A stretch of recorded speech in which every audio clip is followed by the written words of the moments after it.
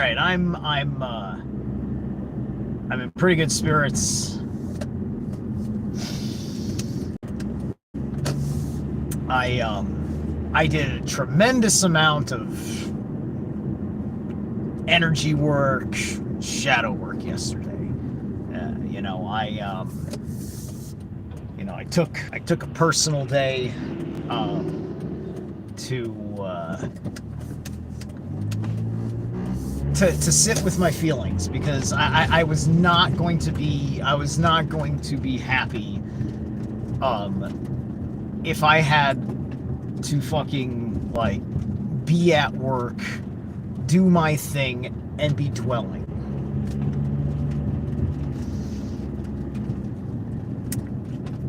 And I already had to do a little bit of that on Saturday.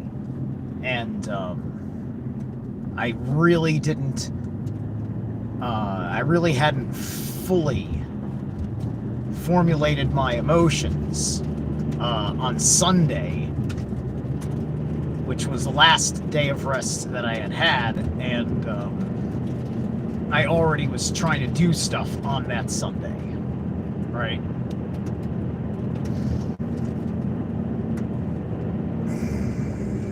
So, yes, Hales. How you doing, man? So, by and large, it's out of my system. By and large, it's out of my system. I have said every vicious word I've needed to. I have conveyed every emotion that is appropriate. I have made my position clear to whom the message is meant, that also you have to hear because of the nature of how I think these things should be done.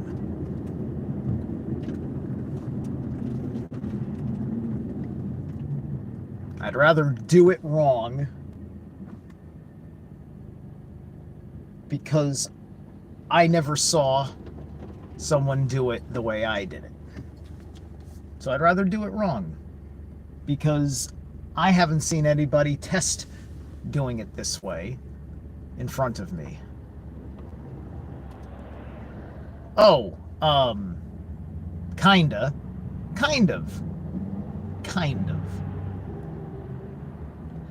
I'm really talking about an issue that is much, that my point is that it's everywhere. That it's fucking everywhere. It's in a degree of human nature, and if you aren't doing things a certain way in your life and talking a certain way in your life, you're not going to be a person of integrity. You can abandon all of those things. And then you can abandon the ordinary world just because of our necessary alienation from it, in the grand scheme of I don't want to be associated with all of the fucking Wetiko psychosis.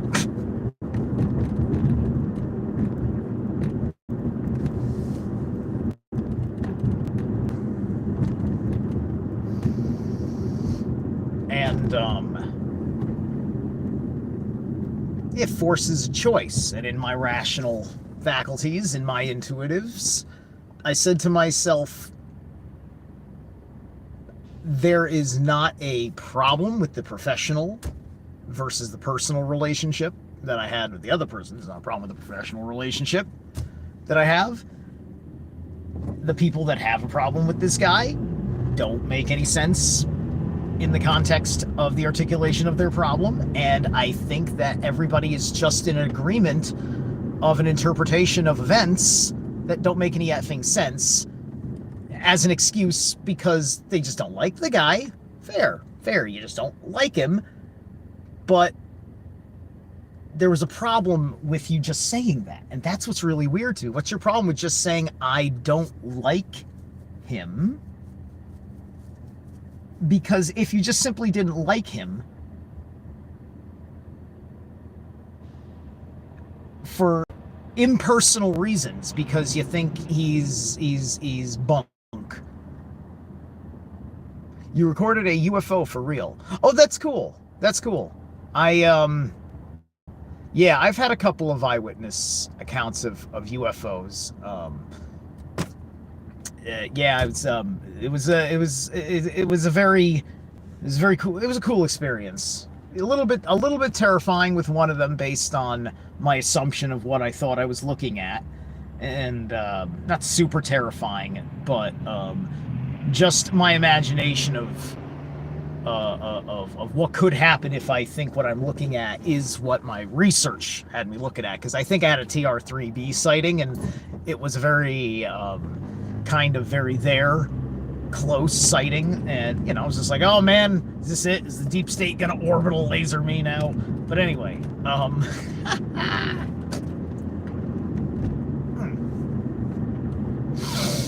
but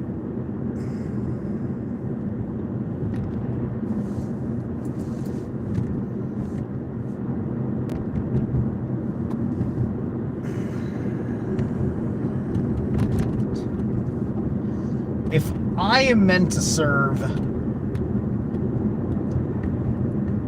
one thing that is allegedly supposed to be the universal thing, it is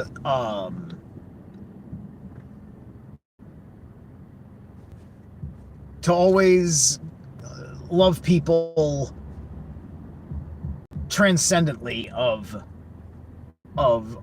the petty social, right? There's that whole thing. And now we think, as long as we don't hate somebody, that's good enough. Instead, you're actually just leaving things void, because it is avoidance, the dance of the void, right?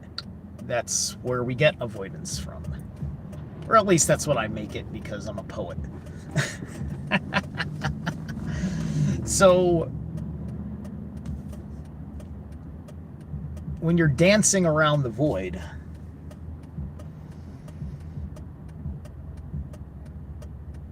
it's because you don't understand it. It's because you don't understand it, and you don't want to admit that you don't understand it, and you think that something bad's going to happen if you take a risk with it. And therefore, you go with the crowd, because what will be certain is the consequences of rejection by the people that promise rejection.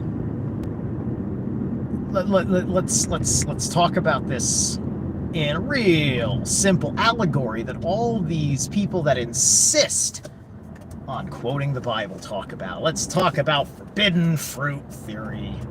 Let's talk about Genesis. Let's talk about the interpretations of the snake in the garden, and so on and so forth. Okay? So there's two versions of this story that are based on prior versions of this story from antiquity. But as far as in the biblical reprinting of it, you've got your standard publication of the churches of Abraham, and then you have the Gnostic interpretation, which gets much more thoughtful on the matter. And then there's a deeper truth that is a little bit unlike the others when you dissect it more. I've talked about this before. So the difference is that right now I'm about to draw that connection in regards to what happens in these social constructs, in these petty social constructs. So I make a garden, right? Let's say I'm Jehovah, and I have my lordship over my domain, and I've got slaves. I've got naked little slaves running around, and they need to think that I love them in order for them to stay naked, running around, serving me, because there is a promise that I'm going to give them a hug and a better station. All right?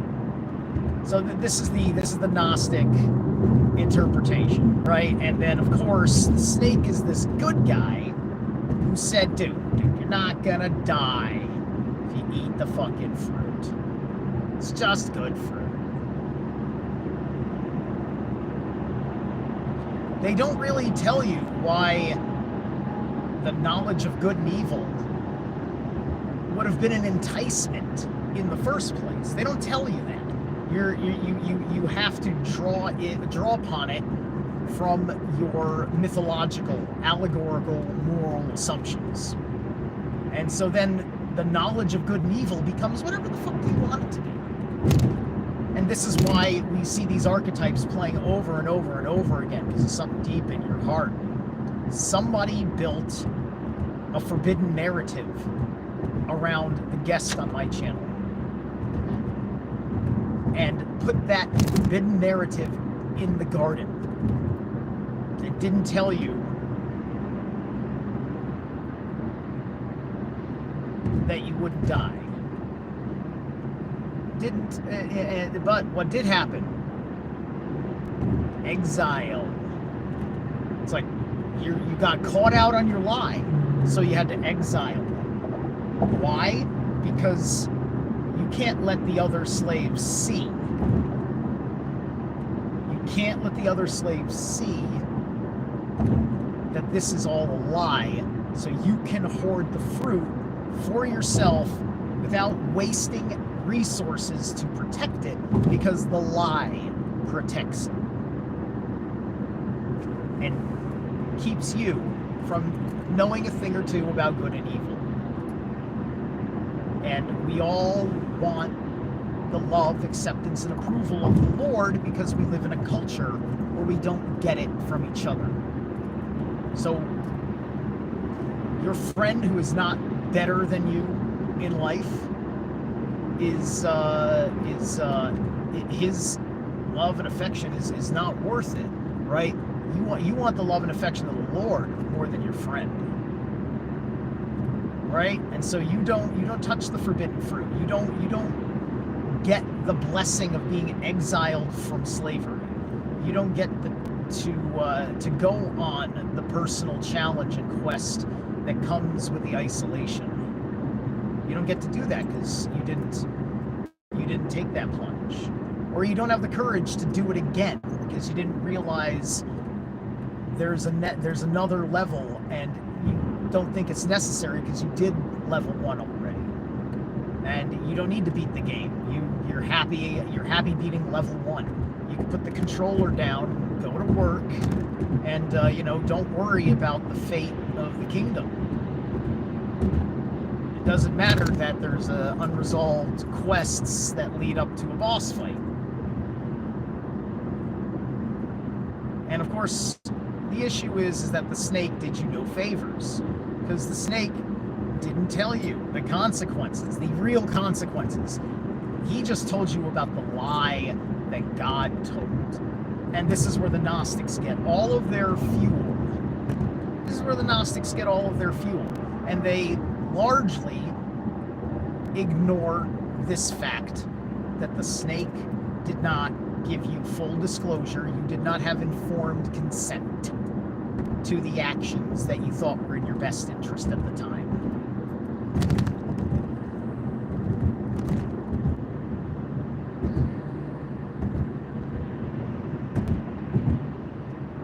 And you're a slave and you don't know that you're a slave. And that's the only reason why Adam and Eve would have been so foolish as to disobey, because it wasn't about obedience. They were tricked into the garden, if you will. They were raised under the false pretenses of who Father is and everything else. They cover this. they cover this in really one of the strongest emotional ways in straight up Guardians of the Galaxy 3. It's part of the reason why I was so into the film. They really fucking sold it. It's one, the High Evolutionary, maybe one of my favorite villains for Disney, having the actual courage to make a villain that fucked up and to show you him being that fucked up on camera. Very compelling, excellent work. I definitely don't look at the High Evolutionary like, oh, what a cool villain, right?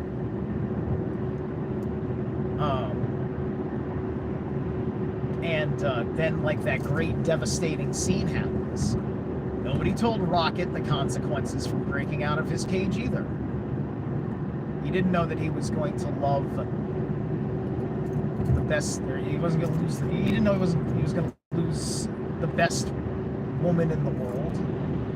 It shattered his entire fucking reality, broke his heart into 1,000 pieces, and all he wants to do is scratch your face off in vindication for all the hatred and the pain because of your very true, correct, and authentic emotions. And all of the High Evolutionary friends are just like, oh my god, this horrible thing they did to our awesome fucking CEO. Oh my god, the Lord is not pleased. The Lord is not pleased at all. His wrath. What a monster. What a monster.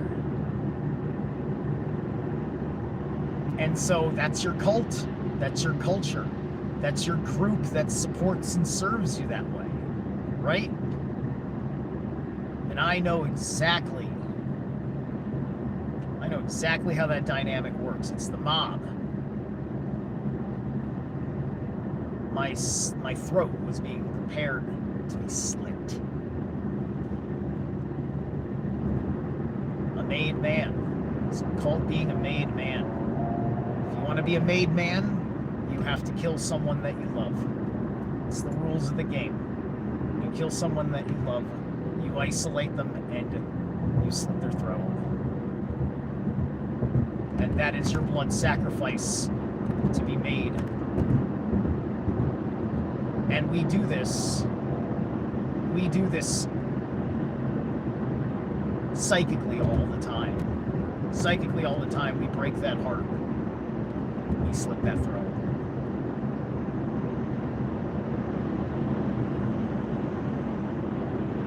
Because we get full of ourselves on a very different level than the full of myself, which is merely the highest form of authentic self-love. Not narcissism, not arrogance. It is all the words that my child needs to hear in a time of pain. We often cannot admit that we need to say what our inner child needs to hear. We often don't admit that we can't tell people what our inner child needs to tell them. So we let it fester in us and resent as your shadow produces monstrous egregores to protect it. And those monstrous egregores, they cause problems for you. They ruin your life.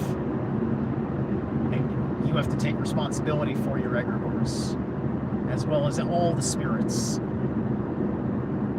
that you are involved with.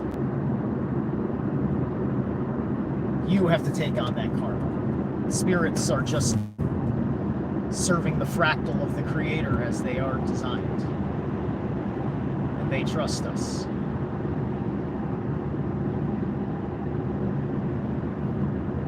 And this is what it's about. This is what it is like to deal with the qualities of men and the qualities of people.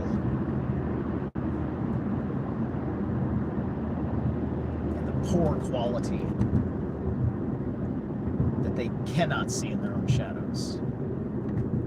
And the innocent lambs of God, they are slaughtered to make men.